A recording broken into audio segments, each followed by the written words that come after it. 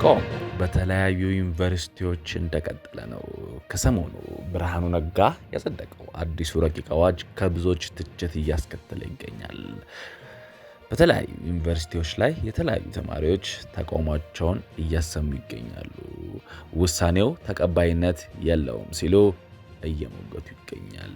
በማዕከላዊ ኢትዮጵያ ክልል ምስራቅ ጉራጌ ዞን መሳቀን ወረዳ ትላንት አስደንጋጭ ዜና ሰምቷል።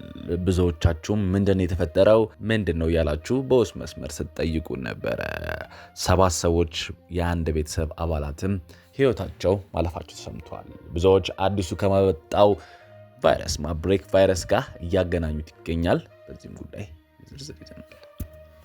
ሰላም እንደምን ቆያችሁን? ውድ የአንከር ዜና ቤተሰቦች፣ ሰላም ፍቅር ጤና ባላችሁበት ድረስ እያለን የሰዓቱን ዜና ይዘን ቀርበናል። ውሳኔው ተቀባይነት የሌለ ነው ሲሉ የተለያዩ ዩኒቨርሲቲ ተማሪዎች ተቃውሟቸውን እያሰሙ ይገኛሉ። 4ኛ ቀኑን ባስቆጠረው የዚህ አዋጅ ረቂቅ የተለያዩ ዩኒቨርሲቲዎች የሶስተኛ ዓመት ትምህርታቸውን ሲያጠናቅቁ ለ1 ዓመት የማስተማር አገልግሎት እንዲሰጡ የሚያስገድደው መመሪያ በ2019 ትምህርት ዘመን ተግባራዊ መሆን ይጀምራል መባሉን ብዙዎች አልወደዱትም። ውሳኔውን በሚመለከት ለምክር ቤት አባላት ቀርበው ያብራሩት ትምህርት ሚኒስቴር ፕሮፌሰር ብርሃኑ ነጋ ለመምህራን የሚቀርበው ጥቅምና ደሞዝ በቂ ያለመሆኑ ለመምህራን እጥረት ምክንያት እንደሆነው አስረድተዋል። ይህ አዲስ መምህራን በበቂ ሁኔታ ለማፍራት እያስቸጋሪ እንደርገው ተናግረዋል። ከላይ እንዳያችሁት ቪዲዮዎች መሰረት በተለያዩ ዩኒቨርሲቲዎች ተማሪዎች ተቃውሟቸውን እያሰሙ ይገኛል። ጉዳዩ ከተሰማበት ቀን አንስቶ በተለያዩ ሀገሪቱ ዩኒቨርሲቲዎች መነጋገሪያ የሆነው የውሳኔ በአንዳንድ ዩኒቨርሲቲዎች ተማሪ ሰልፍ ማድረጋቸውን እያየን ነው።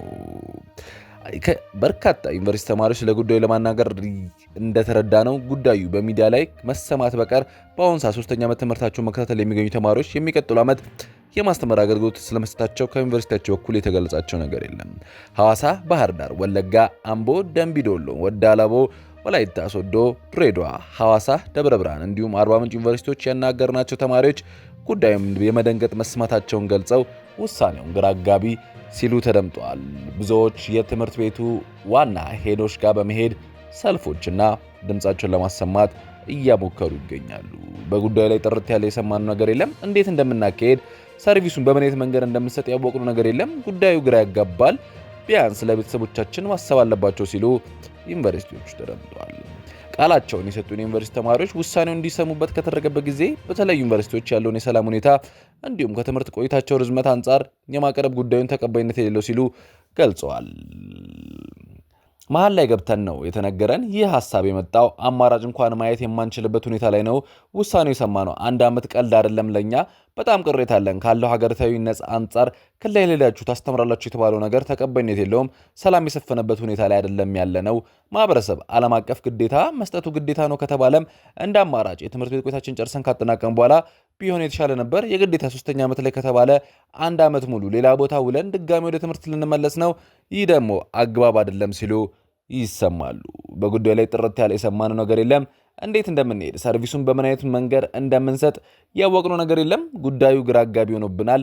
ለመቀበል ትንሽ ከብዶናል። የኛ ባሽ በርካታ ለውጦች ያየ ነው። ሬሚዲያል የተጀመረበትና ከ3 ወራት እስከ 4 ዓመት በፊት ፍሬሽማን ኮርስ ተጀምሮ የ3 ዓመት ዲግሪ ወደ 4 ከፍ ብሎ አሁን ደግሞ አገልግሎት ይጀምራል ከተባለ 5 እና 6 ዓመት ልንቆይ ነው ማለት ነው በሚል በምሬት ሲናገሩ ተደምጧል።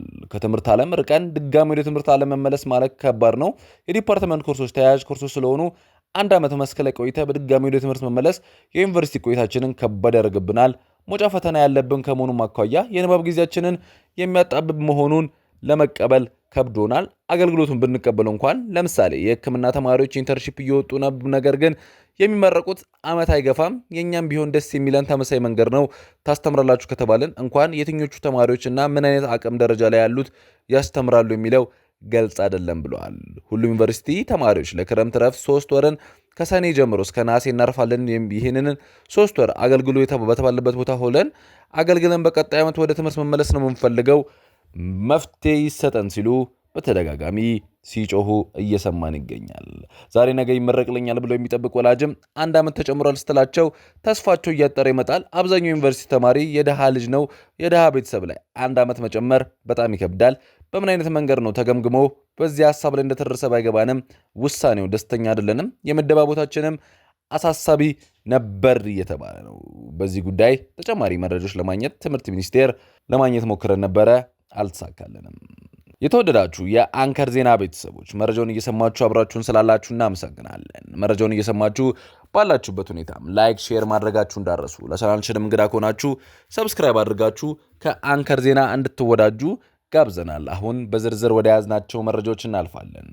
በማዕከላዊ ኢትዮጵያ ክልል ምስራቅ ጉራጌ ዞን መሳቀን ወረዳ መሰረት ወጋረም ቀበሌ ዳዶ ሽቆታ ተብሎ የሚጠራ መንደር ህዳር 6 2018 ዓ.ም ከምሽቱ 1 ሰዓት አብሮ እራት የተመገቡ 8 አባላት መካከል 7ቱ ህይወታቸው ማለፉ ብዙዎችን ያስደነገጠ መረጃ ሆኗል። በጠዋቱ ብዙዎች ከማብረቅ ቫይረስ ጋር እያገናኙት ይገኛሉ። ባደረግነው ማጣራት ግን የክልሉ ፖሊስ የወንጀል መረጃ ኢንተለጀንስ ዳይሬክቶሬት ተወካይ ምክትል ኮማንደር ያለው ተመስገን እንደገለጹት በአብሮነት እራት እንደተመገቡ ብዙም ሳይቆዩ ከፍተኛ ለሆነ ህመም መዳረጋቸው መረጃ የደረሳቸው አካባቢ ነዋሪዎች የተጎጆቹን ህይወት ለማትረፍ ተረባርበው ወደ ሆስፒታል አድርሷቸዋል።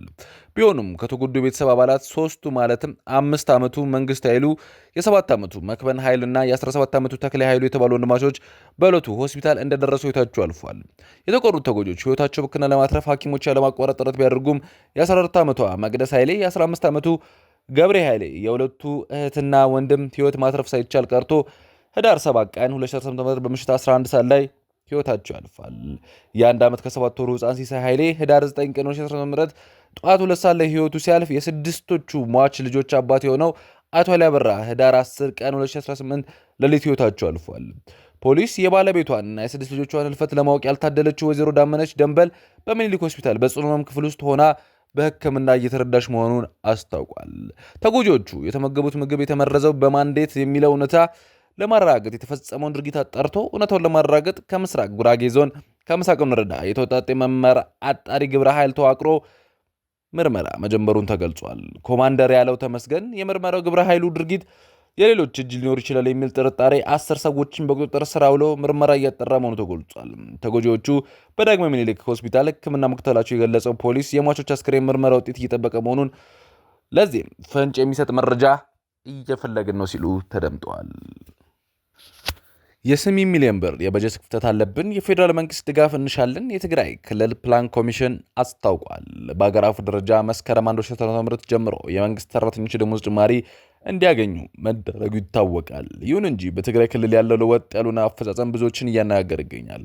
በክልሉ አንዳንድ ወረዳዎች ክፍያ እየተፈጸመ ሲሆን፣ በርከት ያሉ ወረዳዎች ደግሞ ክፍያ ባለመፈጸሙ ምክንያት አንዳንድ መምህራን ስራ እስከ ማቆም እየደረሱ አሉ። የትግራይ ክልል ፕላን ኮሚሽን ኮሚሽነር ሃንሳ ተክላይ የፌዴራል መንግስት የመንግስት ሰራተኞች ደሞዝ ጭማሪ እንዲያገኝ ያስችል ውሳኔ በክልሉ ያለው አፈጻጸም በማስመልከት ለትግራይ ቲቪ በሰጡት መግለጫ መንግስት ለመንግስት ሰራተኞች ከጥቅምት ወር ጀምሮ እንዲደርስ የወሰነው የደሞዝ ጭማሪ በትግራይ ዘግይቷል። የመዘግየቱ ምክንያት ደግሞ ከክልሉ መንግስታዊ ተቋማት የመሰብሰብ የነበረበት መረጃ በወቅቱ ባለመሰብሰቡ ከፌዴራል መንግስት የተላከ አዋጅና መመሪያ ተተርጉሞ በጊዜያዊ አስተዳደሩ መጽደቅ ስለነበረበት ነው ሲሉ ተደምጧል።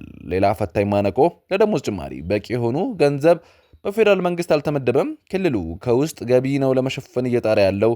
በዚህ ዓመት 12 ቢሊዮን ብር ገደማ ያስፈልገናል ብለዋል። ከፌዴራል መንግስት የተላከልን 4.8 ቢሊዮን ብር ያህለው የ8 ቢሊዮን ብር ያህል የበጀት እጥረት አለብን። ይህን ክፍተት ለመሙላት የሚችል በጀት የለንም። ስለሆነም ለጊዜው ቢያንስ ለ2 ወር የሚሆን መፍትሄ እንስጥ የሚለው ጊዜያዊ አስተዳደሩ አጽድቋል ሲሉ ተናግሯል። እርግጥ ነው ክልሎች 70 እና 80 በመቶ ወጫቸው ከውስጥ ገቢያቸው መሸፈን አለባቸው የሚል አለ። ቢሆንም ትግራይ ያለችበት አሁናዊ ሁኔታ ግምት ውስጥ በማስገባት የተፈጠረው የበጀት ክፍተት የፌዴራል መንግስቱ እንዲሞላው እንጠይቃለን ሲሉ ተናግረዋል። የተወደዳችሁ ተመልካቾቻችን ለሰዓቱ የያዝናቸው ዜናዎች እኚህን ይመስላሉ። የዩቲዩብ ገጻችንን ሰብስክራይብ፣ ሼር፣ ላይክ በማድረግ አጋርነታችሁን አሳዩን። ሰናይ ጊዜ